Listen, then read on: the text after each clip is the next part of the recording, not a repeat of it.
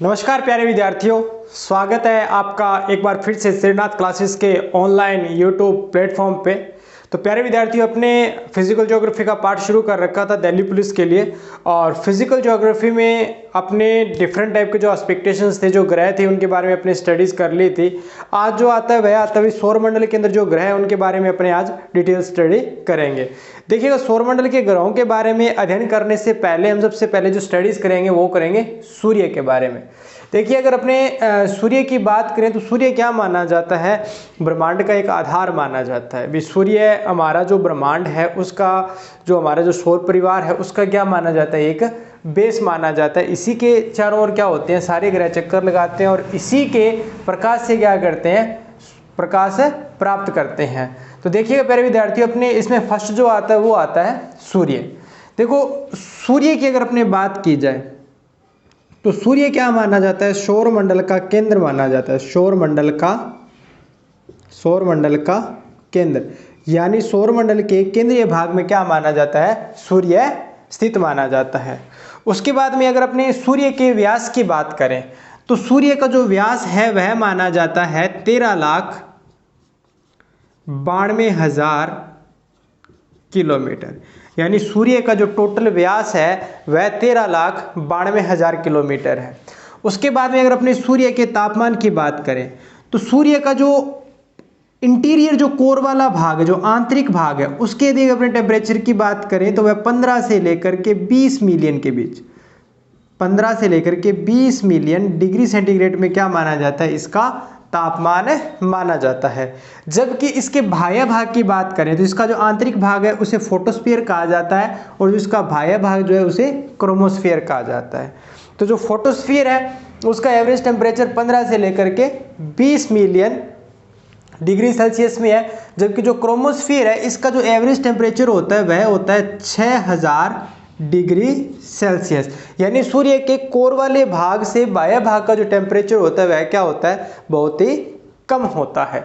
उसके बाद देखिएगा आगे अपने इसी सूर्य की बात करें तो सूर्य का जो प्रकाश है वो इस पृथ्वी तक पहुंचने के अंदर लगभग 8 मिनट का समय लगता है। यदि एग्जाम में ये पूछा जाए भी सूर्य का जो प्रकाश है उसे पृथ्वी तक पहुंचने में कितना समय लगता है, तो सूर्य से पृथ्वी तक प्रकाश पहुंचने में 8 मिनट और 16 सेकेंड, 8 मिनट और जो 16 सेकंड का जो टाइम है वह क्या होता है, सूर्य के प्रकाश को पृथ्वी तक पहुंचने में लगता है।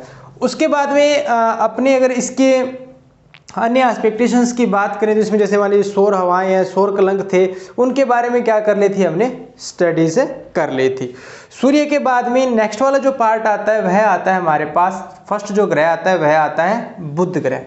देखिए, अगर अपने बुध ग्रह की बात करें जिसको मरकरी बोला जाता है, मरकरी।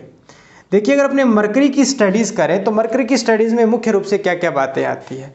देखो, मरकरी जो है यह सूर्य के सबसे निकट का तारा माना जाता है, यह सबसे निकट का ग्रह माना जाता है। सूर्य के सबसे निकट है भाई, सूर्य के सबसे निकट वाला ग्रह कौन सा माना जाता है, बुध माना जाता है। दूसरी बात क्या आती है, देखो दूसरी बात ये आती है जो बुध ग्रह है वह क्या माना जाता है, सबसे गर्म ग्रह माना जाता है, क्योंकि ये सूर्य के सबसे ज़्यादा नज़दीक है और इसी नज़दीकता के कारण क्या माना जाता है, यह गर्म ग्रह की श्रेणी में भी आता है। उसके बाद में देखिएगा इसमें अगर अपने घूर्णन की बात करें तो जो बुध है यह सूर्य के चारों ओर लगभग 58.65 दिन, यानी सूर्य के चारों ओर 58.65 दिन के अंदर क्या करता है, अपना एक चक्कर पूरा कर लेता है।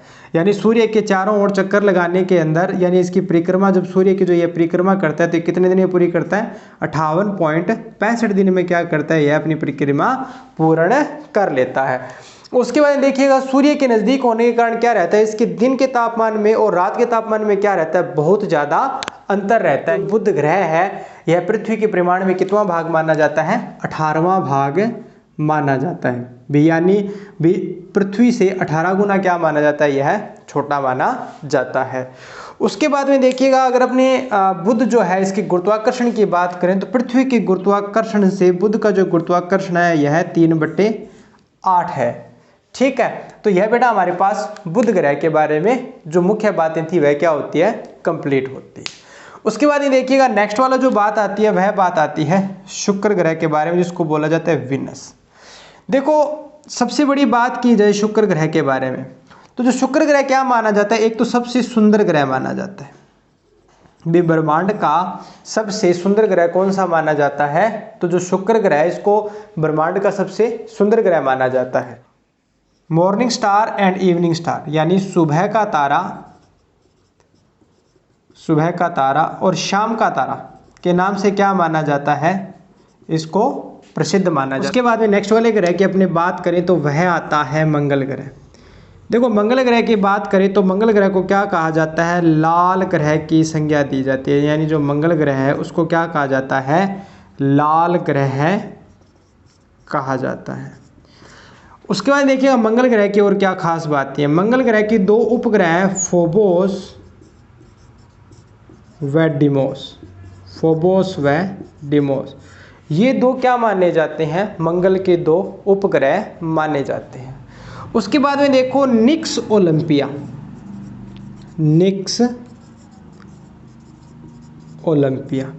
देखो निक्स ओलंपिया की बात करें तो ये जो निक्स ओलंपिया है यह क्या माना जाता है, मंगल ग्रह का सबसे ऊंचा पर्वत माना जाता है। और इस निक्स ओलंपिया पर्वत की ऊंचाई माउंट एवरेस्ट से 3 गुना मानी जाती है। यानी यह जो पर्वत है निक्स ओलंपिया, यह माउंट एवरेस्ट से 3 गुना ऊंचा है। उसके बाद में देखिएगा मंगल ग्रह की जो एवरेज दूरी है 22.79 करोड़ किलोमीटर, 22.79 करोड़ किलोमीटर क्या मानी जाती है, इसकी मंगल ग्रह से दूरी मानी जाती है। देखिएगा मंगल जो ग्रह है यह 686 दिन के अंदर 686 दिन के अंदर क्या करता है, अपना जो सूर्य की जो परिक्रमा है वो लगभग 686 दिन में क्या कर लेता है, यह पूरी कर लेता है। उसके बाद में देखिएगा मंगल ग्रह की और खास बातों की बात की जाए तो यह जो मंगल ग्रह है, इस मंगल ग्रह के अंदर लगभग ये मान के चलिए जो मंगल ग्रह का जो सराउंडिंग एरिया है इसके चारों ओर क्या माना जाता है, देखो इसके चारों ओर का जो भाग है, इसका जो वायुमंडल है उसमें क्या माना जाता है, देखो इसमें आयरन जो ऑक्साइड होती है उसका क्या माना जाता है, इसके चारों ओर सराउंडिंग एरिया माना जाता है, जिसके कारण क्या कहा जाता है, इसका जो कलर जो है वह क्या दिखाई देता है, हमें लाल रंग का दिखाई देता है। उसके बाद में देखो मंगल ग्रह की अन्य खास बातों की बात की जाए तो इसका जो झुकाव है, यानी लगभग देखो ये जिस प्रकार पृथ्वी झुकी हुई है ना, तो पृथ्वी की भांति क्या माना जाता है, इसका झुकाव माना जाता है। यानी पृथ्वी की भांति क्या है, अपने अक्ष पे थोड़ा सा क्या हुआ, यह है झुका हुआ माना जाता है। तो यह बेटा अपने पास मंगल ग्रह क्या होता है, कंप्लीट होता है। उसके बाद देखिए मंगल ग्रह के बाद नेक्स्ट वाला जो पार्ट आता है वह आता है क्षुद्र ग्रह। बस तो मंगल ग्रह और बृहस्पति के बीच में क्या पाई जाती है, एक क्षुद्र ग्रहों की पेटी पाई जाती है। और इसी क्षुद्र ग्रहों की पेटी से क्या होता है, देखो ये जो पेटियां हैं, इन क्षुद्र ग्रहों की पेटियों के बाद में क्या आता है, हमारे पास बृहस्पति ग्रह आता है। यानी इसी क्षुद्र ग्रह की पेटी से क्या होता है, आंतरिक ग्रह और बाह्य ग्रहों की क्या होती है, पहचान होती है। ठीक है। उसके अलावा जैसे मान इनका घनत्व है, इनका जो टेम्परेचर है, या जो सूर्य का प्रकाश से कितने टाइम में पहुंचता है, तो उसके आधार पर भी क्या किया जाता है, आंतरिक और बाह्य ग्रहों का विभाजन किया जाता है। तो उसके बाद देखिएगा नेक्स्ट वाला जो ग्रह आता है वह आता है हमारे पास बृहस्पति या जुपिटर। देखिएगा जुपिटर की अगर अपने बात की जाए, जुपिटर ग्रह की अगर खास बातों की बात की जाए तो इसमें पहली बात क्या आती है, देखो यह ब्रह्मांड का सबसे बड़ा ग्रह माना जाता है। जो जुपिटर है इसे ब्रह्मांड का सबसे बड़ा ग्रह कहा जाता है, क्योंकि इसका आकार तो बड़ा है लेकिन इसका घनत्व क्या है, बहुत ही कम है। दूसरी बात की अगर अपने बात की जाए जुपिटर के बारे में, तो जो जुपिटर है यह लगभग 11.9 वर्ष के अंदर क्या करता है, सूर्य की परिक्रमा क्या करता है, अपनी पूर्ण कर लेता है। यानी ये जो पूरा का पूरा जो राउंड है ये एक लगभग 11.9 वर्ष में क्या करता है, यह पूरा करता है। उसके बाद देखिएगा जो जुपिटर है इसका जो वायुमंडल है, जुपिटर के वायुमंडल में हाइड्रोजन प्लस हीलियम, हाइड्रोजन और जो हीलियम है यह गैसें क्या होती है, इसके ऊपर मुख्य रूप से पाई जाती है। आगे देखिएगा जो जुपिटर है इसके 16 उपग्रह माने जाते हैं। अभी जो जुपिटर है इसके कितने माने जाते हैं, 16 उपग्रह माने जाते हैं। जुपिटर जो है यह अपने अक्ष के ऊपर, यानी इसका जो यह अक्षीय भाग जो है अपने अक्ष के ऊपर लगभग 1 डिग्री का क्या है, इसका झुकाव है। यानी जो जुपिटर है यह अपने अक्ष पर कितने डिग्री झुका हुआ है, तो जो जुपिटर है यह अपने अक्ष पर 1 डिग्री झुका हुआ है। उसके बाद में देखिएगा इसके 2 चंद्रमा है, यानी जो जुपिटर है इसके 2 चंद्रमा है। एक का तो नाम है गैनीमेड और दूसरा जो है वह है कैलिस्टो। गैनीमेड और कैलिस्टो जो है यह क्या माने जाते हैं, जुपिटर के 2 चंद्रमा माने जाते हैं। आगे देखिएगा यह जो ग्रह है बृहस्पति, इस बृहस्पति ग्रह के चारों ओर का जो एरिया है, इस चारों ओर के एरिया में क्या है 5 पट्टियां पाई जाती है। अभी 5 पट्टियां पाई जाती है, जिसमें जो एक पहली जो पट्टी है उसका जो कलर है वह लाल रंग का है और बाकी जो अन्य 4 पट्टियां हैं वह कौन से कलर के अंदर है, भूरी है। यानी हल्के भूरे रंग की क्या पाई जाती है, इसके चारों ओर क्या पाई जाती है, पट्टियां पाई जाती है। और इसका जो वायुमंडल है, ठीक है, वह क्या होता है, इन्हीं 5 पट्टियों के आधार पर क्या किया जाता है, चिन्हित किया जाता है। तो यह बेटा हमारे पास क्या था, जुपिटर ग्रह के बारे में था। जुपिटर के बाद में नेक्स्ट वाला जो ग्रह आता है वह आता है हमारे पास शनि ग्रह, सैटर्न। देखो सैटर्न की अगर अपने बात की जाए तो शनि ग्रह की मुख्य बातें क्या आती है, देखो शनि यानी सैटर्न। शनि की अगर अपने बात की जाए तो शनि क्या माना जाता है, शनि नंगी आंखों से दिखाई देने वाला ग्रह माना जाता है। पहली बात तो ये जो शनि है यह क्या दिखाई दे सकता है, नंगी आंखों से हमें दिखाई देता है, यानी इसके लिए हमें किसी दूरबीन की जरूरत नहीं पड़ती है। उसके बाद में देखो शनि की ओर क्या खास बातें आती है, बृहस्पति के बाद में क्या माना जाता है, यह दूसरा बड़ा ग्रह माना जाता है। यानी बृहस्पति के बाद में दूसरा बड़ा ग्रह कौन सा माना जाता है, तो शनि ग्रह माना जाता है। और इसके यदि व्यास की बात की जाए तो जो शनि ग्रह है इसका व्यास लगभग 1,20,000 किलोमीटर है। अभी शनि का जो व्यास है, टोटल का टोटल जो व्यास है यह 1,20,000 किलोमीटर है। और यह सूर्य की जो परिक्रमा है, यानी सूर्य के चारों ओर जो परिक्रमा करता है, यह 29.5 वर्ष के अंदर क्या करता है, सूर्य के चारों ओर अपनी परिक्रमा पूर्ण कर लेता है। उसके बाद में देखिएगा शनि जो है इसके सबसे बड़े उपग्रह की बात की जाए तो शनि का जो सबसे बड़ा उपग्रह है वह टाइटन है। भाई टाइटन क्या माना जाता है, शनि का सबसे बड़ा उपग्रह माना जाता है। अब देखिएगा शनि जो है यह सूर्य के प्रकाश का लगभग 1/100वां जो भाग है, यानी सूर्य के प्रकाश का 1/100वां जो भाग है वह कौन प्राप्त करता है, शनि प्राप्त कर पाता है। उसके बाद में देखो ये जो शनि है इसके चारों ओर क्या पाए जाते हैं, वलयाकार छल्ले पाए जाते हैं, जो क्या करते हैं, इसकी सुंदरता को और भी बढ़ाते हैं। देखो शनि के बाद में नेक्स्ट वाला जो ग्रह आता है वह आता है हमारे पास अरुण। देखिएगा अपने अगर अरुण ग्रह की बात करें तो जो अरुण ग्रह है इसकी खोज की गई थी 1781 में, 1781, विलियम हर्शल। तो विलियम हर्शल ने क्या किया था, 1781 के अंदर सबसे पहले इसकी क्या की थी, खोज की थी। उसके बाद में देखिएगा यह लगभग 84 जो वर्ष है, 84 वर्षों के अंदर क्या करता है, अपनी परिक्रमा सूर्य के चारों ओर कर लेता है। यानी 84 वर्षों के अंदर क्या करता है, यह अपनी एक परिक्रमा पूर्ण करता है। अब देखिएगा इसके अंदर सबसे बड़ी बात क्या आती है, जो अरुण ग्रह है इसकी सबसे बड़ी बात ये होती है बेटा कि जब ये सूर्य के चारों ओर चक्कर लगा रहा होता है, यानी ये जिस प्रकार से इस प्रकार से ये राउंड कर रहा होता है, ये इसका उत्तरी ध्रुव है, ये इसका दक्षिणी ध्रुव है, तो इसके जो दोनों ध्रुव है ना वो क्या रहते हैं, सूर्य के सामने आ जाते हैं। जैसे मान लीजिए इस साइड में ये सूर्य की सराउंडिंग चक्कर काट रहा है, तो ये वाला जो ध्रुव है ना यह क्या रहता है, सपोज कीजिए भी इसके जो डायरेक्शन है वो इस प्रकार से है, ठीक है, ये नॉर्थ पोल है, ये साउथ पोल है, तो इसकी जो ये वाली नॉर्थ वाली जो डायरेक्शन है यह क्या रहती है, सन के सामने रहती है।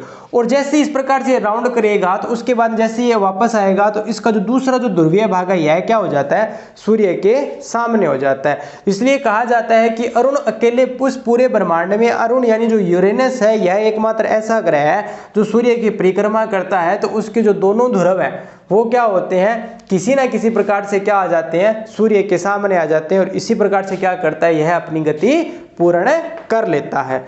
उसके बाद में देखिएगा ये जो यूरेनस है इसके ऊपर कौन सी गैस पाई जाती है, यूरेनस के ऊपर मीथेन गैस के भंडार पाए जाते हैं। मीथेन गैस क्या है, सबसे ज़्यादा कहाँ पर पाई जाती है, यूरेनस के ऊपर पाई जाती है। तो बेटा यह हमारे पास जो यूरेनस था अरुण ग्रह क्या होता है, कंप्लीट होता है। थोड़ा ग्रह की बात करते हैं, वह बात करते हैं वरुण ग्रह की।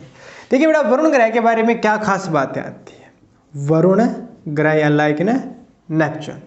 देखिए वरुण ग्रह के बारे में यदि बात करें तो जो वरुण ग्रह है यह ग्रह ब्रह्मांड में 8वें स्थान पर आता है, ठीक है। उसके बाद देखिएगा जो वरुण ग्रह है यह ब्रह्मांड का तीसरा ऐसा ग्रह है, तीसरा ग्रह जिसके ऊपर क्या है बेटा, जागृत ज्वालामुखी पाए जाते हैं। ब्रह्मांड का तीसरा ऐसा ग्रह जिसके ऊपर क्या पाए जाते हैं, जागृत ज्वालामुखी पाया जाता है। इसके अलावा पृथ्वी के ऊपर और जो बृहस्पति है, इन दो ग्रहों के ऊपर क्या बेटा, जागृत ज्वालामुखी पाए जाते हैं। उसके बाद में देखिएगा वाइजर 2 अभियान, वाइजर सेकंड जो अभियान चलाया गया था वरुण ग्रह के बारे में, तो इस वाइजर सेकंड के आधार पर यह पता चला है कि इस वरुण ग्रह के चारों ओर 5 छल्ले पाए जाते हैं, यानी 5 जो घेरे हैं उनका क्या किया गया है, वाइजर 2 अभियान के दौरान क्या लगा है, पता लगा है। उसके बाद में देखिएगा वरुण जो ग्रह है यह त्रिनेत्री दूरबीन के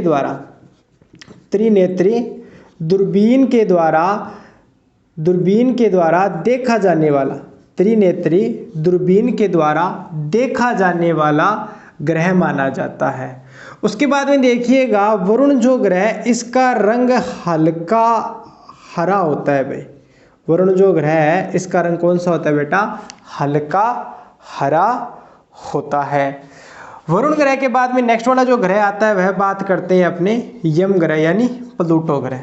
देखिए प्लूटो की अगर बात करें तो प्लूटो क्या माना जाता है, ब्रह्मांड में 9वें स्थान पर आने वाला ग्रह माना जाता है। प्लूटो के यदि व्यास की बात करें तो जो प्लूटो का जो व्यास है यह 300 किलोमीटर माना जाता है। प्लूटो जो है इसका कुल व्यास 300 किलोमीटर माना जाता है। प्लूटो की जो खोज है, प्लूटो की खोज लगभग 1930 के अंदर, प्लूटो की खोज 1930 के अंदर टॉम बॉग द्वारा की गई थी भाई, 1930 के अंदर टॉम बॉग द्वारा की गई थी, और यह की गई थी एरिजोना के अंदर। एरिजोना एक प्रांत है अमेरिका का, और इस एरिजोना प्रांत के अंदर क्या किया गया था, WM जो टॉम था उसके द्वारा क्या किया गया था, इसकी खोज की गई थी।